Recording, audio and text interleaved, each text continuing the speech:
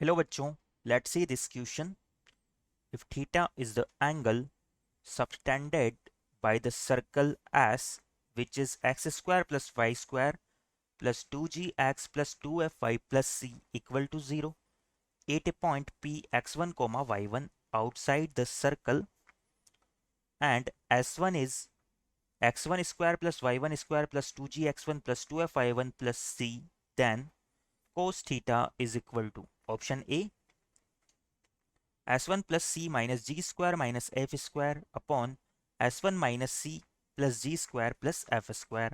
Option B is S1 minus c plus g square plus f square upon S1 plus c minus g square plus f square. Option C is S1 plus c plus g square minus f square upon S1 minus c plus g square minus f square. And option D is S1 minus c plus g square plus f square upon S1 plus c plus g square minus f square। तो बच्चों इस question में हमसे बोला जा रहा है कि एक सर्कल जिसकी हमें जनरल इक्वेशन दी हुई है, ये थीटा एंगल सबटेंड करता है एक पॉइंट P जो कि इस सर्कल के आउटसाइड में सिचुएटेड है, और S1 हमें इस एक्सप्रेशन के इक्वल दिया हुआ है। तो हमें क्या करना है, इस थीटा के लिए कोस थीटा की वैल्यू को फाइंड आउट करना है। क्वेश्चन पे प्रोसीड करने से पहले हम इससे रिलेटेड हमारा की कंसेप्ट देख लेते हैं।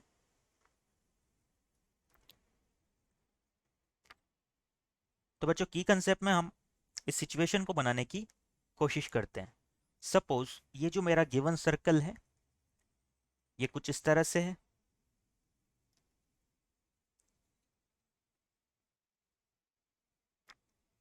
इस सर्कल के लिए अगर बात करें तो एक पॉइंट P इस सर्कल के आउटसाइड में सिचुएटेड है जिसके कोऑर्डिनेट हमें दिए हुए हैं x1 कोमा y1। नाउ ये सर्कल इस पॉइंट पे थीटा एंगल सबटेंड करता है, यानी कि जब इस पॉइंट P से मैं सर्कल पे टेंजेंट को ड्रॉ करूंगा तो बनने वाली उन दोनों टेंजेंट के बीच में मेरा एंगल क्या हो जाएगा, थीटा हो जाएगा। नाउ सपोज ये हमारे सर्कल का सेंटर C है।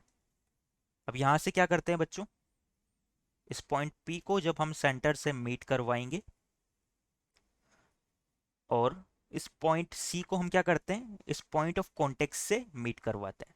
तो बच्चों हमें एक प्रॉपर्टी पता है कि जो हमारा सर्कल की टेंजेंट होती है वो इस सर्कल के सेंटर से पास होने वाली लाइन के परपेंडिकुलर होती है, यानी कि ये दोनों लाइंस आपस में क्या हो जाएगी, परपेंडिकुलर हो जाएगी। और इसे भी अगर हम क्या नाम दें तो ये वाला एंगल भी हमारा क्या हो जाएगा, 90 डिग्री हो जाएगा। और हमें एक चीज और पता है बच्चों कि यहाँ से अगर ये पूरा एंगल हमारा थीटा के इक्वल है तो ये वाला एंगल हो जाएगा थीटा बाई 2 और ये वाला एंगल भी हो जाएगा थीटा बाई 2। नाउ इस सी से हम क्या कर रहे हैं, सर्कल की पेरीमीटर पे सिचुएटेड किसी पॉइंट को मीट करवा रहे हैं। तो ये लेंथ हमारी किसके इक्वल होगी, इस सर्कल की रेडियस के इक्वल हो जाएगी। तो इसे हम सर्कल की रेडियस आर के इक्वल मान लेते हैं। और किसी भी पॉइंट पी से जब हम सर्कल पे टेंजेंट को ड्रॉ करते हैं तो वो किसके, टेंजेंट की लेंथ किसके इक्वल होती है, वो हमारी इक्वल हो जाती है अंडर रूट ऑफ S1। यहां से हम लिख सकते हैं length of tangent from P is equal to under root of S1। और S1 एक्सप्रेशन हमें दिया हुआ है किसके इक्वल होता है। ना यहाँ से हम क्या कर सकते हैं, ये एक राइट एंगल ट्राइंगल है और ये एंगल हमारा टेन थीटा बाई सॉरी ये एंगल हमारा थीटा बाई 2 है। तो यहाँ से हम राइट डाउन कर सकते हैं कि जो हमारा टेन थीटा बाई 2 होगा वो किसके इक्वल हो जाएगा, R अपॉन रूट S1 के। अगर हमें टेन थीटा बाई 2 की वैल्यू पता है बच्चों तो यहाँ से हम कोस थीटा की वैल्यू को भी फाइंड आउट कर सकते हैं। तो इस कंसेप्ट को यूज करते हुए हम हमारे क्वेश्चन पे आगे प्रोसीड करते हैं। एक चीज और बच्चों, यहाँ पर इस क्वेश्चन में हमें सर्कल की रेडियस की भी रिक्वायरमेंट रहेगी। तो सर्कल की रेडियस, जब हमें सर्कल की कोई जनरल इक्वेशन दी हुई होती है तो उससे हम क्या कंक्लूजन निकाल सकते हैं। तो यहाँ से हमें जो सर्कल की इक्वेशन दी हुई है फॉर सर्कल वो है x square plus y square plus 2gx plus 2fy plus c equal to 0। यही हमें सर्कल की इक्वेशन दी हुई है। इस सर्कल की इक्वेशन से हम कंक्लूजन क्या निकाल सकते हैं कि जो इसका सेंटर होता है वो तो क्या होता है, minus g comma minus f, यानी कि हम बोल सकते हैं कि minus of 1/2 coefficient of x comma minus of 1/2 coefficient of y. Similarly अगर इस सर्कल के लिए हम रेडियस की बात करें तो वो हमारी इक्वल होती है under root of G square plus F square minus C के।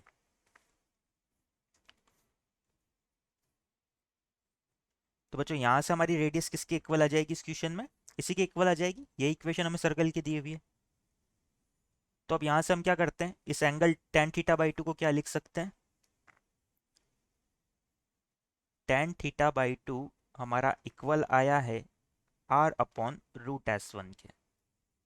तो बच्चों हमें एक प्रॉपर्टी पता है ट्रिग्नोमेट्री की, सिंस कि जब हम कोस थीटा को tan थीटा के हाफ एंगल में कन्वर्ट करते हैं तो हमारा क्या फॉर्मूला होता है? ये होता है 1 minus tan square theta by 2 upon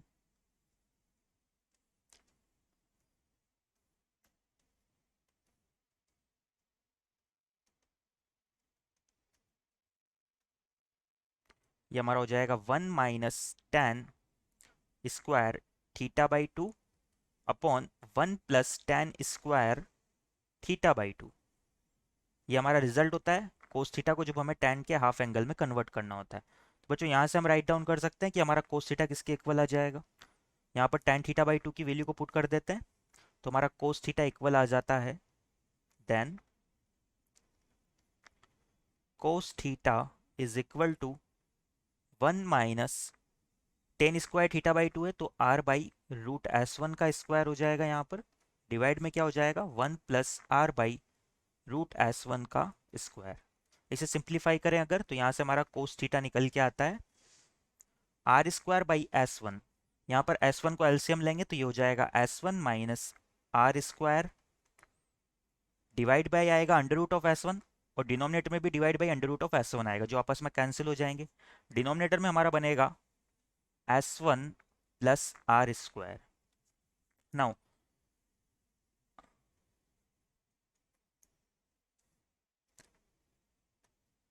यहाँ पर ये S1 माइनस आर स्क्वायर है।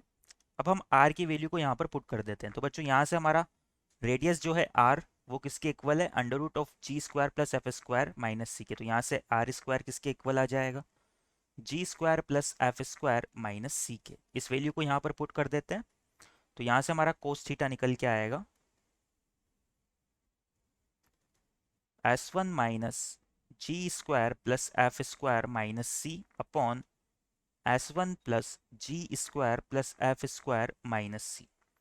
इसे सिंप्लीफाई करें अगर तो ये हो जाएगा S1 प्लस सी माइनस जी square minus F square upon S1 minus सी प्लस जी स्क्वायर प्लस एफ स्क्वायर। ये हमारा कोस थीटा हमें मिल चुका है। एक बार हमारे ऑप्शंस देख लेते हैं हम।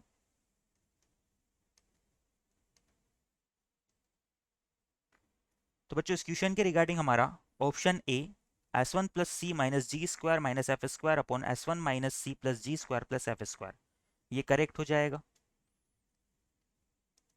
तो यहां से हम लिख सकते हैं our final answer is option A. I hope you understand it well. Best of luck.